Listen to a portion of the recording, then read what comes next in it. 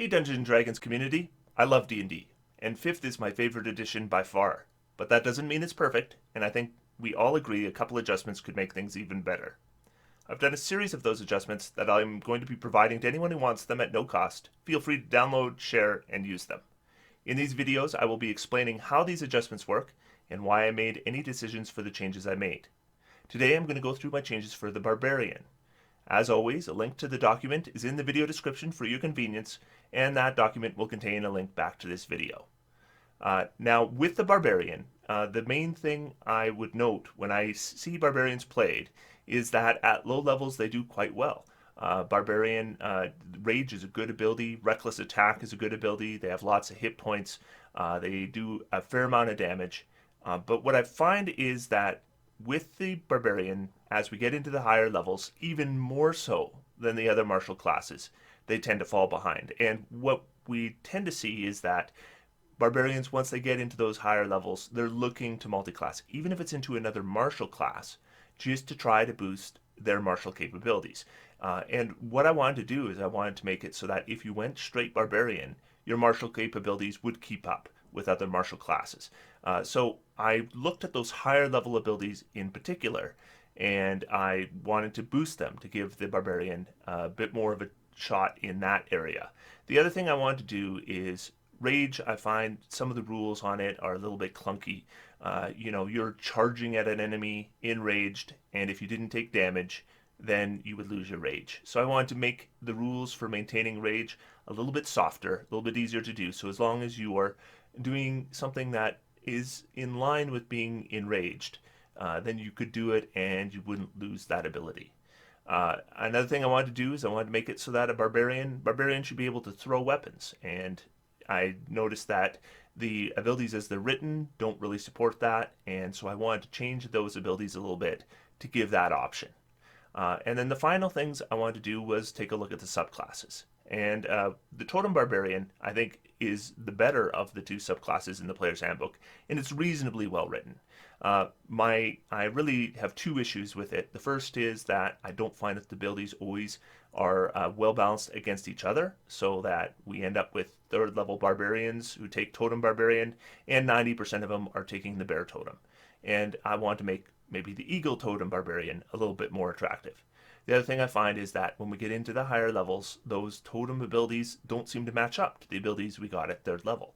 And that doesn't make sense to me. I think if you're going to continue with the class, the abilities should at least be as good, if not better. So I definitely wanted to make it more attractive to continue to be Barbarian, which again fell in line with my original goals for the class.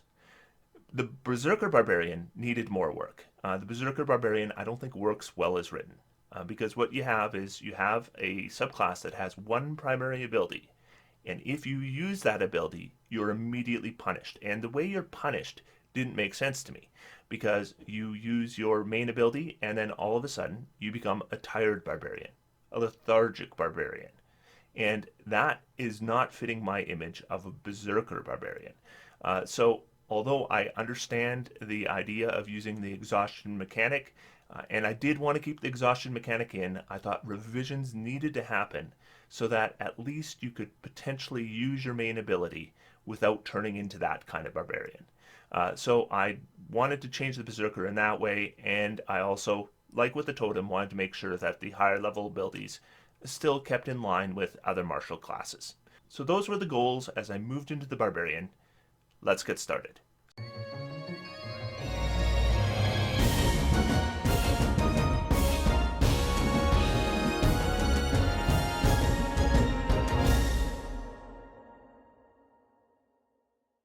So here's our Barbarian document, and the first thing we've got is the class chart. It's basically the same.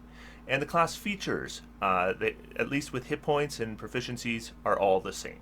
The first change I actually make is with equipment, and it's a pretty minor change, but it's just going to open one more option for an iconic kind of Barbarian. Because if you look at Barbarian art out there, you're going to find that a lot of Barbarians don't wear armor, but they do use a shield. A lot of them use a shield and a weapon. I want that to be an option for a first level Barbarian, so I've given them an option of taking two martial weapons or a martial weapon and a shield. As we move into Rage, for the most part I'm pretty happy with Rage the way it's written. So I didn't want to make a lot of changes here. The one thing I did want to do is I wanted to make it so that you could use your rage with a thrown weapon. So now when you make a weapon attack using strength, that is not specified to be a melee attack or a melee weapon. So if you are using a thrown weapon, as long as you're using strength for it, you will still be able to take advantage of your rage bonus to damage. And then the other thing I changed was our requirements for maintaining rage. So now your rage lasts for 1 minute. It ends early if you're knocked unconscious. You can also end your rage on your turn as a bonus action. Because there's already lots of limits on what you can do while you're enraged, so I wanted to make it harder to lose your rage, so that, like I said, if you're moving from one opponent to another and you don't get an attack that turn, and you don't get attacked that turn, I don't think you should have to lose your rage for that. So I just made that a little bit easier for the Barbarian. Because rage is what they do. Rage is what a Barbarian does, and you don't want to take it away from them. Unarmored defense I didn't change. Reckless attack, the only change I made was the same as with rage, where you can now use a thrown weapon with your reckless attack, in addition to melee weapons. Like before, that weapon must rely on strength. Now, danger sense I did not change. The primal paths will still be gained at the same level. Ability score improvements have not changed. Extra attack remains at 5th level. Fast movement is unchanged.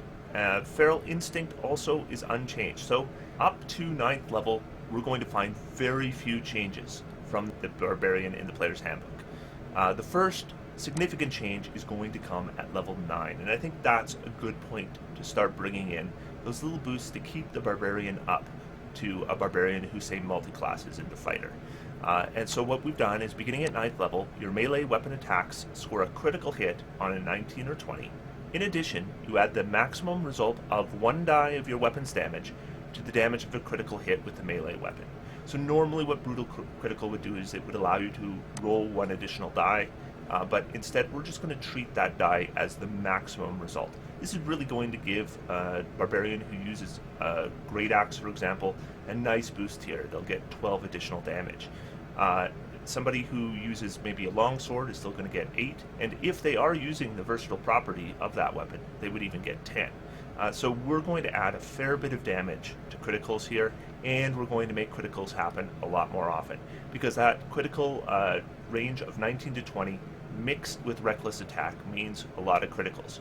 And a lot of Barbarians were doing that already. They would take 3 levels of Fighter, take Champion, and get that improved critical range. We're just going to give it to the Barbarian, and they're not going to have to multi-class anymore to get it. Now the bonus to damage increases to 2 maximum die results at 13th level, and 3 maximum die results at 17th level.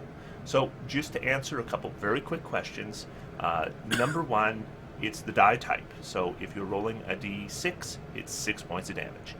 Number 2, if you have more than 1 die for your weapon, like with a greatsword, you're only adding 1 die. So a greatsword would add 6 here. Note that that was already the case with Brutal Critical, except we would roll that d6. So we're still going to give extra damage for anybody using any kind of weapon. And then the final thing is if you have the versatile property, the damage bonus is equal to the die type you're using on that attack. So if you're using a longsword one-handed, it would add 8. If you're using your longsword two-handed, it would add 10. This is going to give a significant damage boost to the Barbarian, because we're going to get a lot more criticals, and those criticals are going to add more damage. Then at 11th level, we're going to get Relentless Rage. This one is mostly the same as the Player's Handbook. It's just an ability where if you reach 0 hit points, you get to make a Constitution saving throw. If you make that Constitution saving throw, you go to 1 hit point instead, and that Constitution saving throw continually gets more difficult. So there's 2 changes I've made here to make this a little bit better. The first is the initial difficulty class for this roll is now a 5 instead of a 10. The other thing I've done to change it is each time you use this feature after the first, the DC increases by 5, and when you rage again, the DC resets to 5. Normally you would have to take a short or long rest. The big change here is that that means you could potentially reset the DC on this in the same battle if you're willing to expend another rage. Now, Persistent Rage, I needed to change a little bit because of the changes I initially made to Rage and what causes it to end. And that pretty much fit what Persistent Rage did before. So instead, we've boosted it another way. Beginning at 15th level, your rage is so fierce that after rage would end after 1 minute, you can attempt to extend the rage. You can make a DC 10 Constitution saving throw. If you succeed, the rage lasts an additional minute or until you fall unconscious. Each time you use this feature after the first, increases by 5, and then resets to 5 when you begin a new rage. So the mechanics here are similar to Relentless Rage, and what's going to happen now is if you are in a battle that is a real slog and it's just going forever, the Barbarian can potentially maintain their rage for the entire battle. Now, maintaining your rage for 1 extra minute is probably not enough to be able to get your rage over multiple battles, but it should be enough to make sure that your Barbarian's always going to be able to maintain their rage through an entire battle. Then we get to Indomitable Might. This before allowed you to use your strength as the roll for a strength check, but now what we've added on this is whenever you have advantage on an attack roll using strength, you can re-roll one of the dice once. This works basically the same mechanics as Elven Accuracy, except it's for strength rolls, and it's for the Barbarian only at level 18. Now, when we combine our Reckless Attack, as well as our Brutal Critical, as well as Indomitable Might, those three things are going to work together very well, and they're definitely going to increase the damage of the Barbarian significantly. Because we're going to now be rolling a lot of criticals, and those criticals are going to do more damage than they ever have before. And finally, the Capstone. The initial Barbarian Capstone actually wasn't bad, and I've only boosted it slightly here. And the main way I've boosted it is I've given it a little bit more customization options. So at 20th level, you embody the power of the wilds. You may divide 10 points between your Strength, Constitution, and Dexterity scores. Your maximum for these scores is now 24. So before you couldn't choose Dexterity and it was automatically 4 to Strength, 4 to Constitution. So we're getting 2 additional points here, but the main thing is we're giving ourselves a lot more ability to customize this. So with the base class Barbarian, main differences made. We're a little bit more durable because our Relentless Rage is a little bit better than it was before, but defensively I actually didn't add a lot to the Barbarian. Mainly, I added offense. I've given them some thrown weapon options. I've made their rage harder to get rid of, and I've increased their chance of getting criticals and their damage when they do criticals. So what I really did here is I concentrated more on the offensive side than on the defensive side, and that was deliberate. Now I want to talk about the paths, and we're going to start with the path of the Berserker. I talked to a lot of people about this one.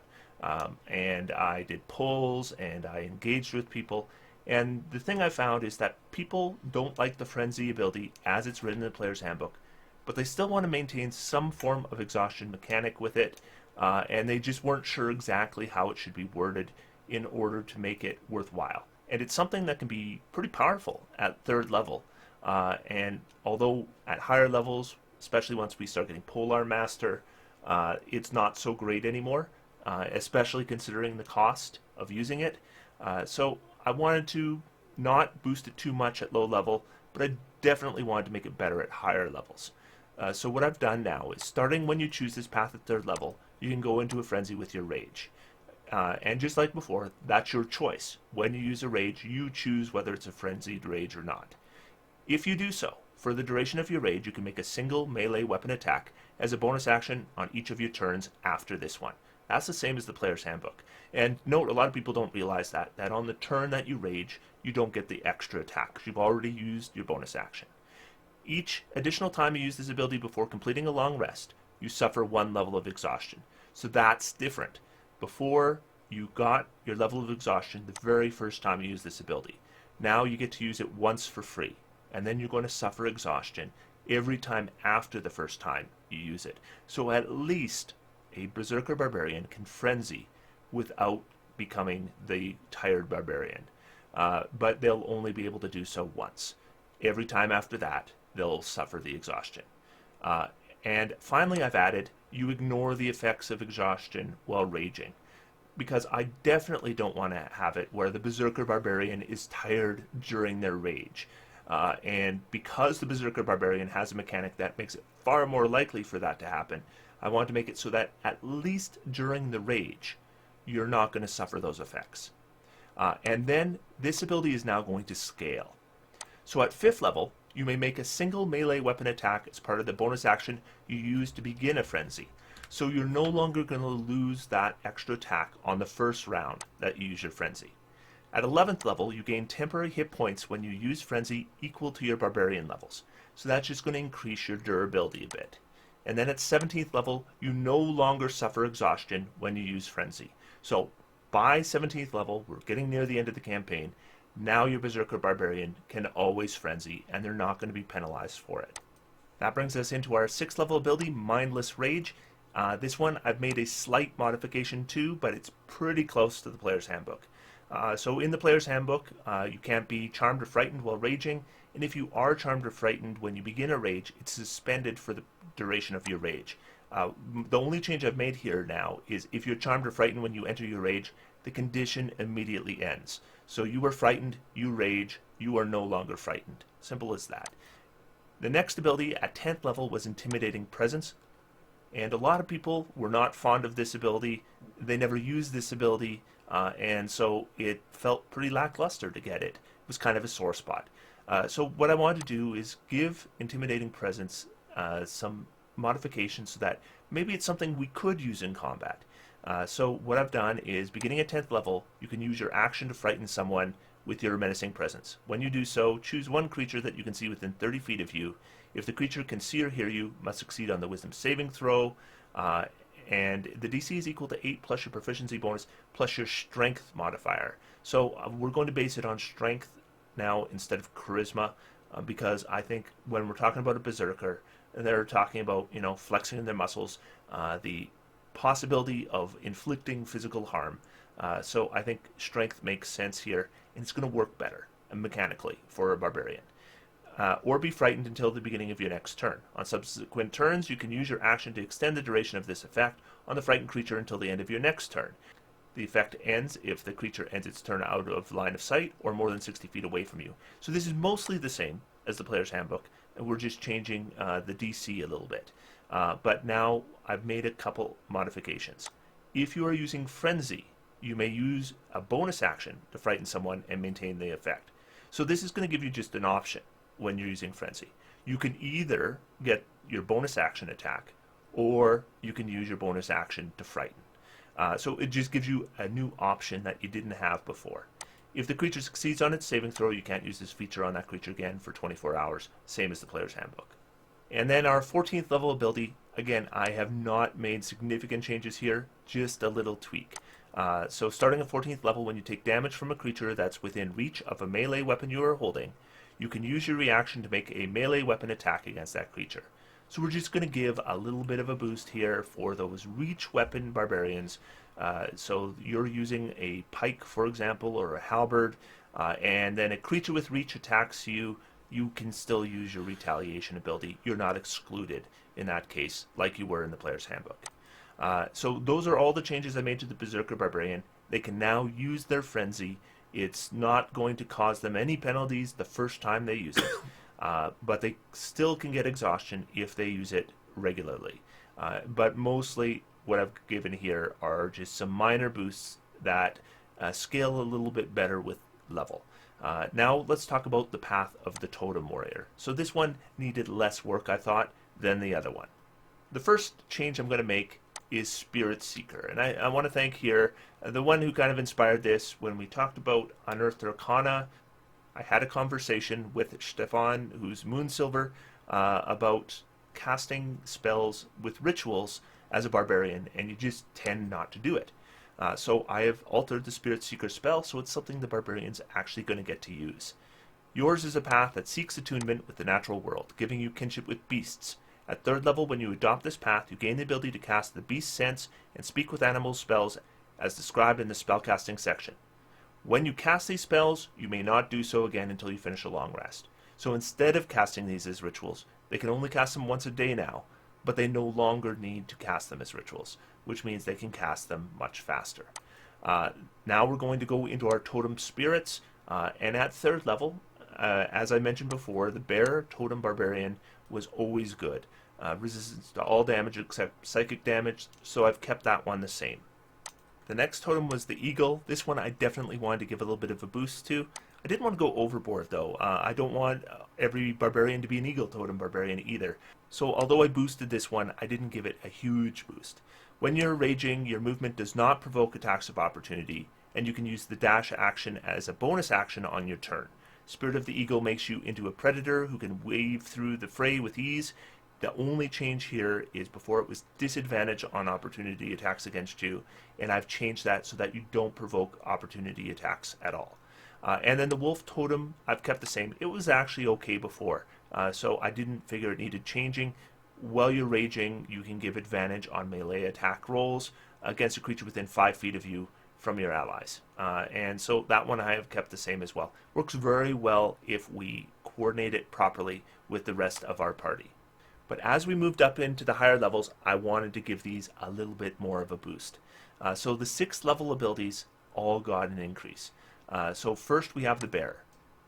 You gain the fortitude of a bear. You gain a +2 constitution score. Your maximum constitution is now 22.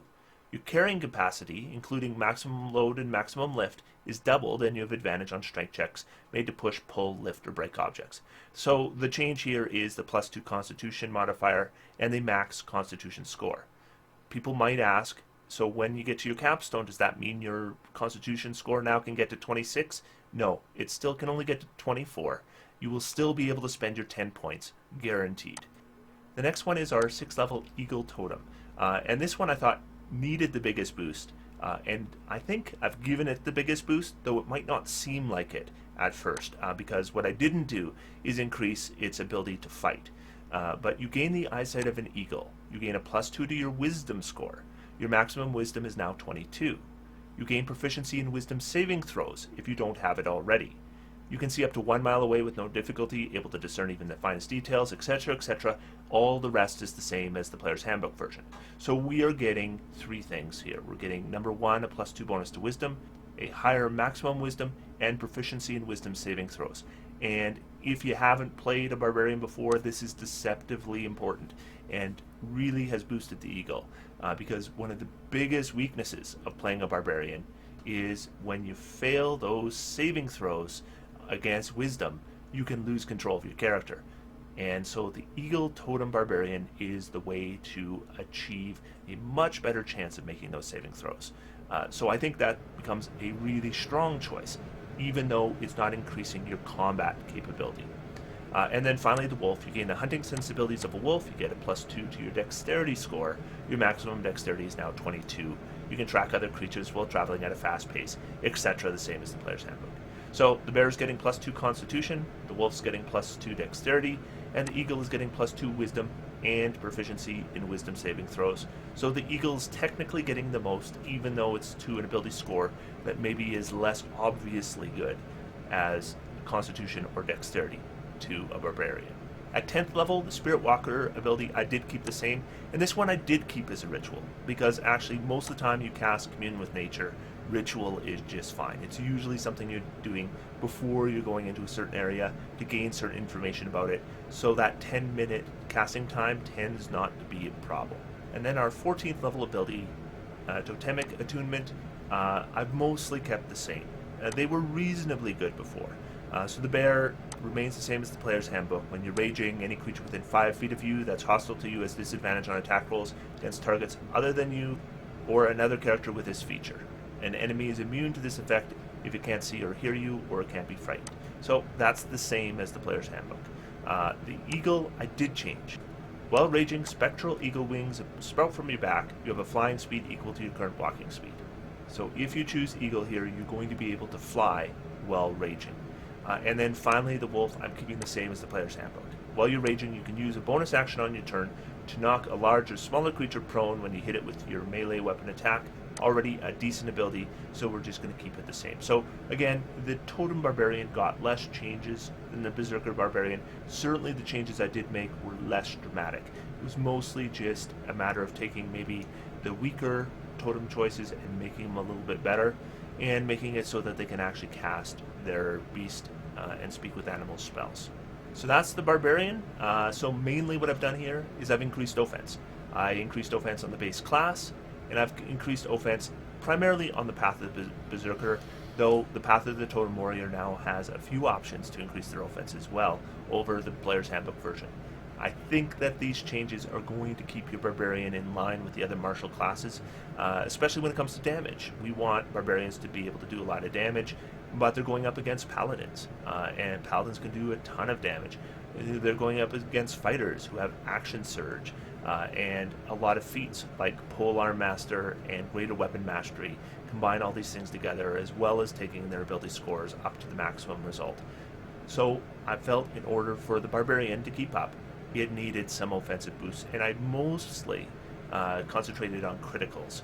You're going to have a much better chance of scoring criticals with the Barbarian, and those criticals are going to be doing a lot more damage than they were doing before. So that's the Barbarian, the Treantmonk variant. Let me know what you think in the comments down below. Next week, I'm going to be talking about the Cleric. Cleric's going to be a bit longer because there are so many domains to take care of. Once again, I will be discussing the domains in the Player's Handbook. So, until next time, I'm going to sit back, relax, have some fun. D&D is for everyone. Thanks, everyone, and I'll see you next time.